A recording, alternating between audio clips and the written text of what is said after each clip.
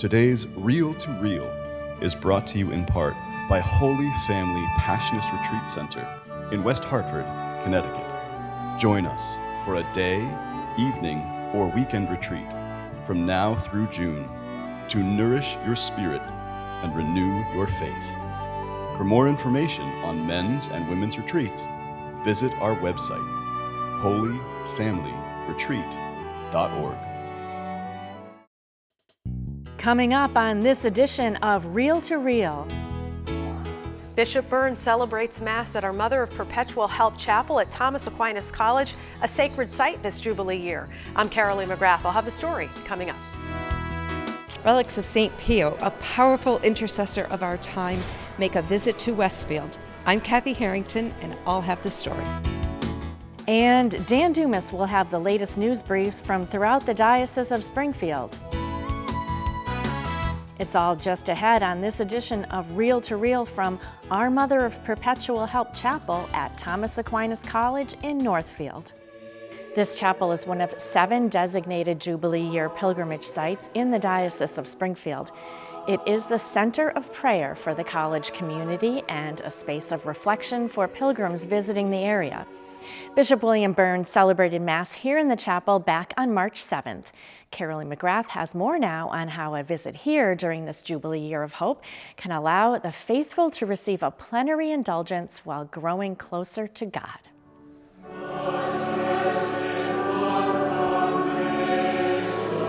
On March 7th, Bishop William Byrne celebrated Mass at Our Mother of Perpetual Help Chapel on the campus of Thomas Aquinas College in Northfield. The chapel is one of the designated churches in the Diocese of Springfield that will be a local pilgrimage site during Jubilee 2025, which is entitled Pilgrims of Hope.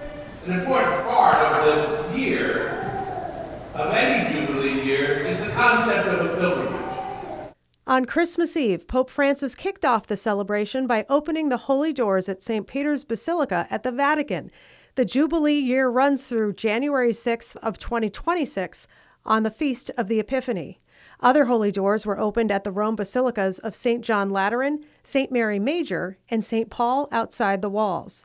These basilicas and local churches are designated places where pilgrims will receive an indulgence after going to confession, receiving Holy Communion, and praying for the Pope's intentions.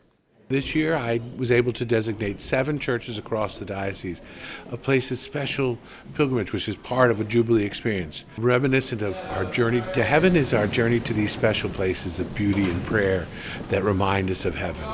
The other local sacred sites are St. Michael's Cathedral in Springfield, the Dominican Nuns Adoration Chapel in West Springfield, the National Shrine of the Divine Mercy in Stockbridge, St. Stanislaus Bishop and Martyr Basilica in Chicopee, the Monastery Chapel at the Sisters of Visitation in Tyringham, and the Newman Catholic Center at UMass.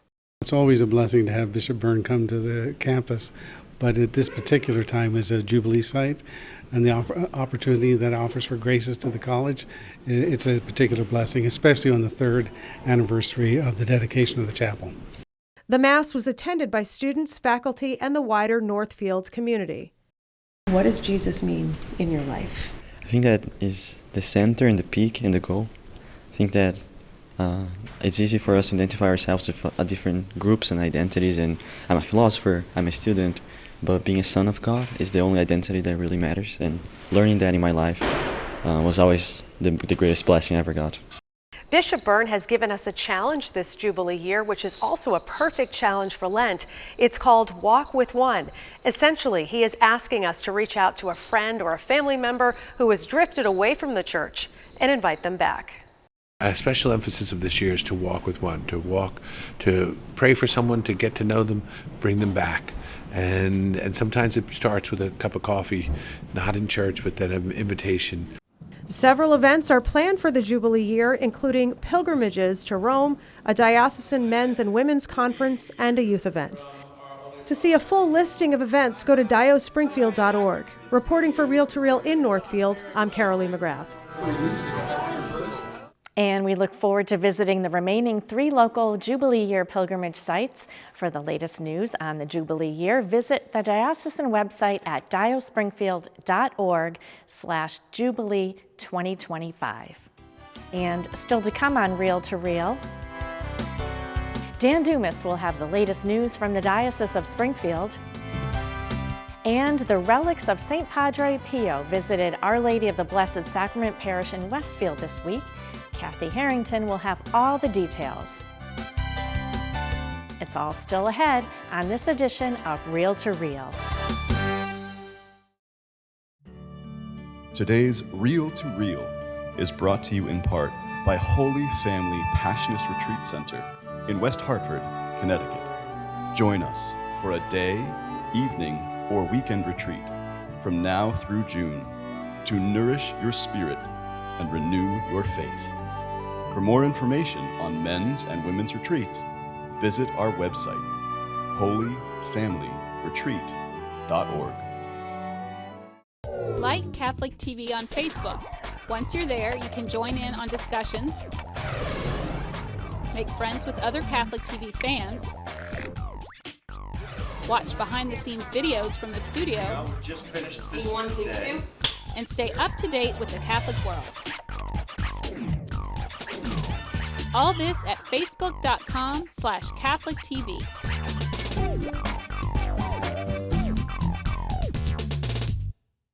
I knew about Providence Place, and so I came here and checked it out and said, this is for me. I made a lot of friends here. You know, the whole place is a very, very nice place to live. I really feel at home here. Call today.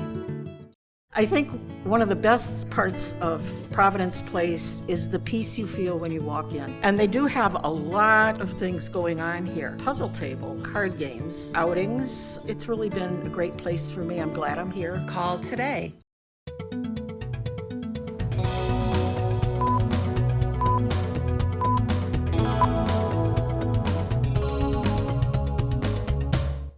I'm Dan Dumas with your Reel to Reel news briefs.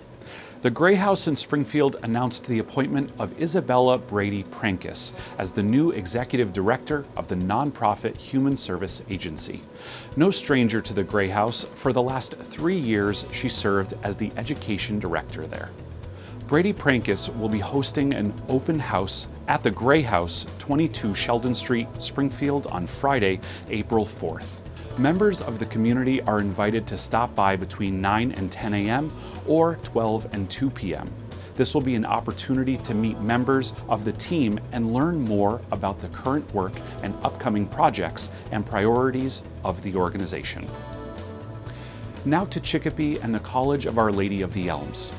We will all experience grief during our lives, losses that can be devastating. Last weekend, a symposium was held to help those who walk with families experiencing loss. Carolee McGrath reports. Lord, we ask you to bless those who mourn, in a special way those who are mourning this day. Bishop William Byrne opened up with prayer at the Finding Hope in the Midst of Grief symposium held at the Mary Dooley College Center at Our Lady of the Elms on March 8th. This is the third year that the Elms has hosted a symposium to address mental health. David Arfa, the bereavement coordinator for Bay State Hospice and an interfaith chaplain, was one of the presenters. Grief is part of our life, but it's not all of our life. And we assume it's total. But even someone who's overwhelmed in early grief, if they just look at their day, there are times where it's more intense and less intense. Reverend Uta Schmidt is the Director of Spiritual Services at Bay State Health. We are going to talk about grief as a normal reaction in our human lives. And we'll talk about how we can support one another going through grief, acknowledging grief, recognizing, accepting, and finding support in community and finding support in our respective spiritual traditions. Bishop Byrne shared his experience as a pastor. When I was a pastor in a parish, I started a support group for parents that had lost a child.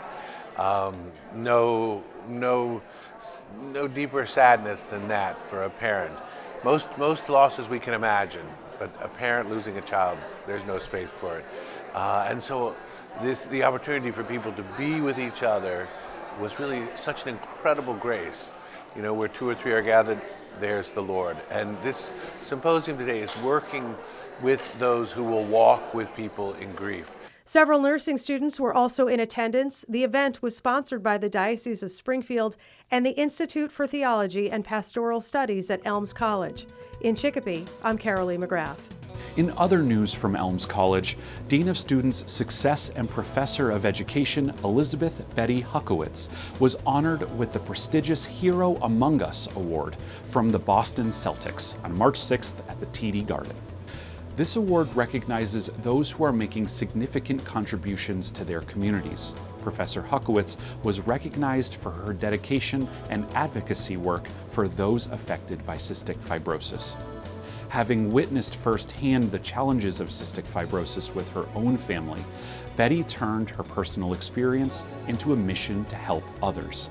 She founded Megan's Light in honor of her daughter Megan's battle with the disease. This organization has raised over $500,000 for cystic fibrosis research and granted wishes to hundreds of patients. Congratulations, Professor Huckowitz. Turning now to sports. Last we reported, the Pope Francis boys hockey team was headed to the Final Four of their state division. The Pope Francis hockey team was ranked first in the MIAA D1 state rankings for much of the season, entering the state tournament as the odds-on favorite to reach the final. This past Sunday, they took on a team they had beaten earlier in the season in one of the Final Four matchups. At stake was a trip to the TD Garden and the championship game. Steve Kiltonic traveled to Lowell for all of the action. On March 9th, the Sanctus Center was the setting as the #1 ranked Pope Francis boys hockey team took to the ice against #4 Catholic Memorial in a much-anticipated D1 state semifinal match. The Cardinals, with a 21-4 record, had high hopes of returning to the championship at the TD Garden for the second time in 3 years. Pope's playoff journey began several weeks ago with a rout of Wellesley High 8-1. The Cardinals then shut out Braintree 5-0 before defeating Xaverian 4-1 in a tough quarterfinal match that wasn't decided until late in the third period. No strangers, Pope and Memorial split 2 close regular season games. The Knights were also motivated to compete for its first state title since 2009. Pope sophomore Mary Kate McGrath sang the national anthem prior to the start.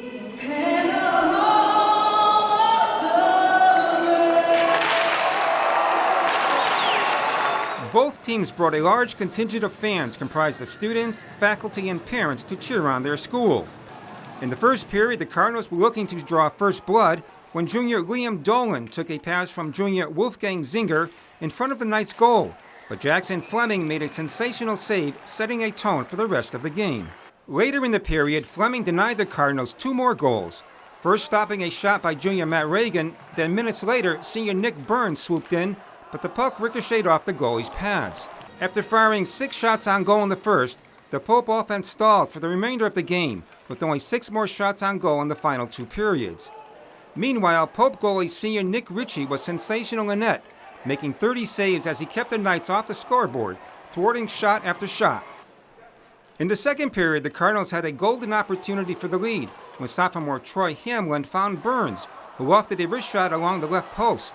Fleming made a diving save, and despite a flurry of Pope shots in close, it remained scoreless after 2 periods. With 6.5 minutes left, the Knights forced a turnover in the opposing end. Jack McCourt grabbed the loose puck and, with 2 Pope defenders in pursuit, fired off a backhanded wrister past Ritchie's glove side into the net for the game winner, sending the Knights to the championship game for the first time in 16 years against St. John's of Shrewsbury. 3 Pope players played their last game for the Red and White, co-captains Mike McGrath and Nick Burns, along with Ritchie, all of whom finished with stellar careers for the Cardinals. While the seniors will be missed for their leadership and skills, the trio can always be proud of the 2023 state title which they helped win as sophomores. Although Pope's season ended in disappointment, the future looks bright for coach Brian Foley's Cardinals, as 19 players are eligible to return, including 3 top scorers in the entire defense. With a talented group of underclassmen, Pope Francis has a great chance to make its way back for another appearance in the Final Four and state championship. In Lowell, I'm Steve Kiltonic. Despite their disappointment, the hockey team can hold their heads up high just for making it to the Final Four in this very competitive division. Finally, with Holy Week and Easter just a month away, a new creative retelling of the story of the Last Supper has arrived on the big screen. By reimagining this pivotal moment in the life of Jesus, it draws you in through the perspective of those who were there. Here's a sneak preview. This Jesus is blinded by ambition. An ambitious man is like a wildfire. A single voice could turn the tide.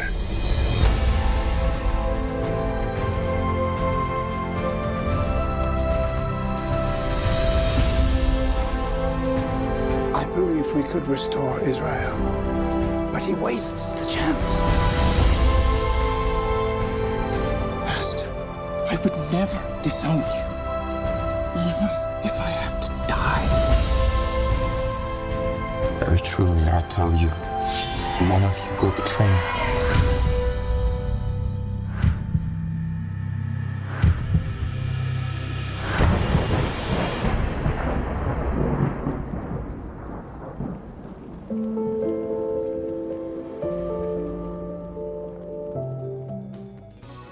The Last Supper is currently only available in theaters, locally in Cinemark theaters, and for those in the Berkshires, you can travel to the Regal theaters in Albany.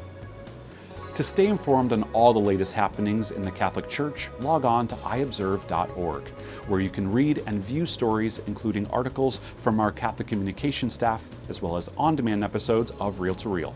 That's iobserve.org. I'm Dan Dumas, and those were your Real to Real news briefs.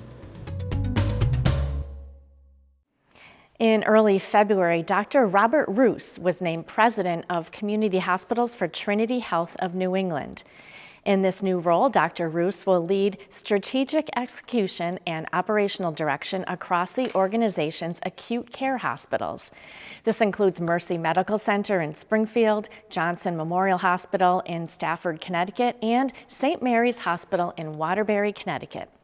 I sat down with Dr. Roos at Mercy Medical Center to talk more about his new role, the challenges facing healthcare, and some promising new projects. All right, Dr. Roos, well, thank you for being with us today. It's my pleasure. Congratulations on your new role. And can you just tell me a little bit about what you were in previously and how this is changing now? Yeah, thank you, and it's a pleasure to be speaking with you today.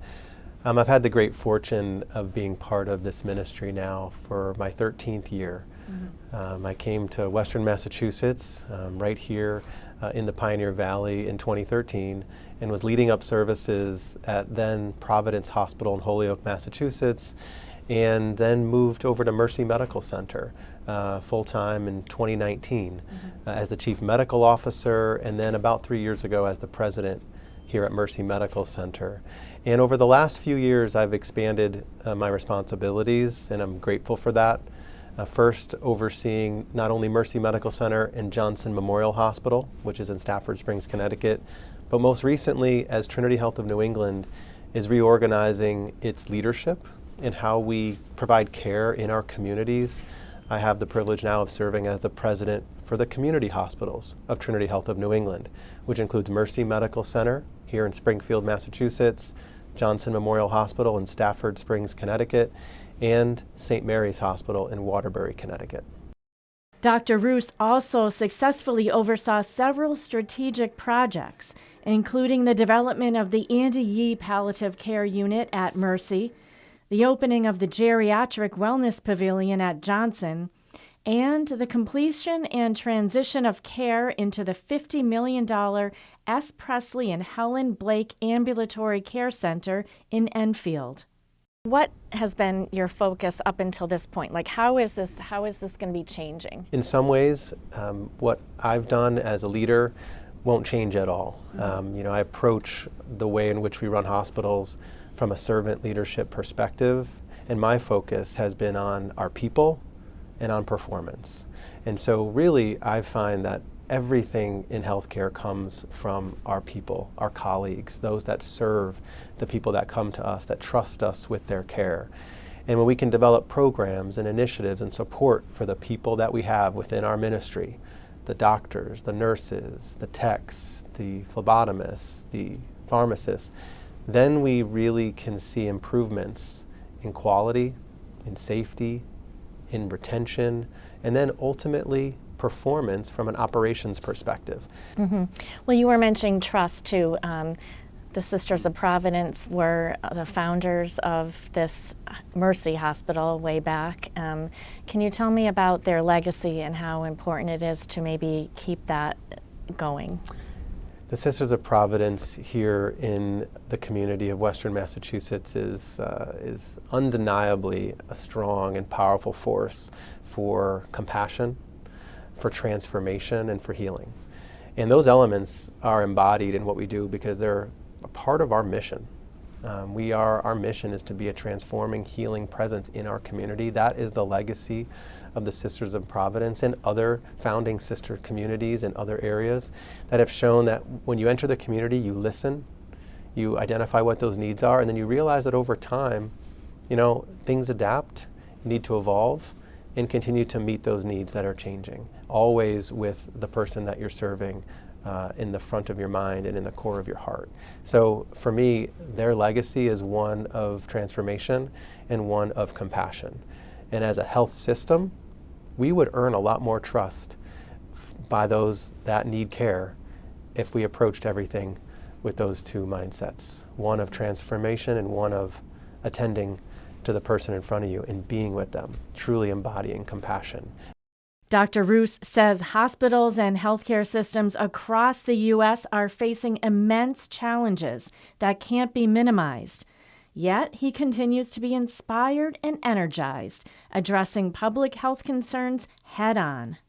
We're facing challenges. People are anxious, they're stressed, leading people through tough moments with a steady hand and realizing that there's a bigger picture is something that connects with me. And as hospitals and healthcare providers, I believe that we have an opportunity to impact our communities for the better. We can be agents of change that improve things. It's not easy, but I think that that's a powerful calling to try to respond to. And you're so calm and calming everybody else down. What do you do to relieve your stress? I fortunately have integrated a lot of practices that keep me grounded. I now, recently this year, I'm a lifelong learner. I achieved my board certification in lifestyle medicine, which attends to ensuring that you attend to nutrition and fitness and sleep and connecting with people. So for me, it's about having practices that ground me, which include eating well, getting sleep when I can, and exercising. So good advice for everybody. It is, and that really helps me tremendously. Excellent. So. Okay, well, thank you so much. I'm Nick Morganelli. Join me next week as we speak with the Holyoke St. Patrick's Parade Committee on their choice for their citizenship award, Father Robert Gentile. St. Padre Pio is a saint for our time. Known for having the stigmata for nearly all of his priestly life, pilgrims from around the world traveled to San Giovanni Rotunda to attend his masses or in search of healing and confession. One such healing involved a toddler from Pennsylvania. In Thanksgiving, her parents founded the National Center for Padre Pio.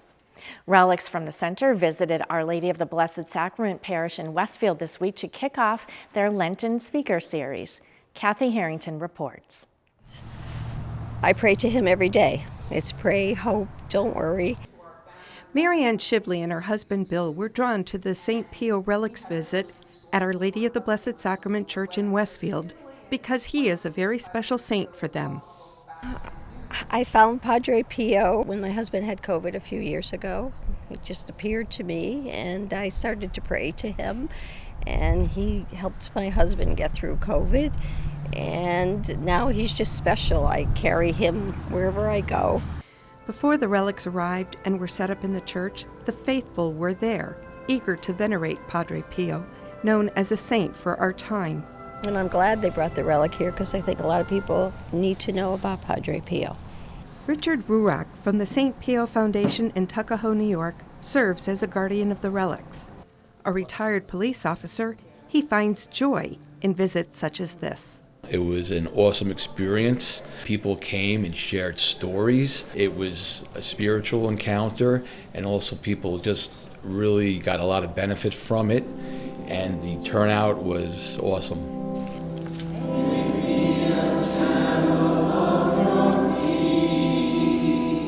In addition to the veneration of the relics, Julia Calandra Leinberg was on hand to open the parish 2025 Lenten Speaker Series.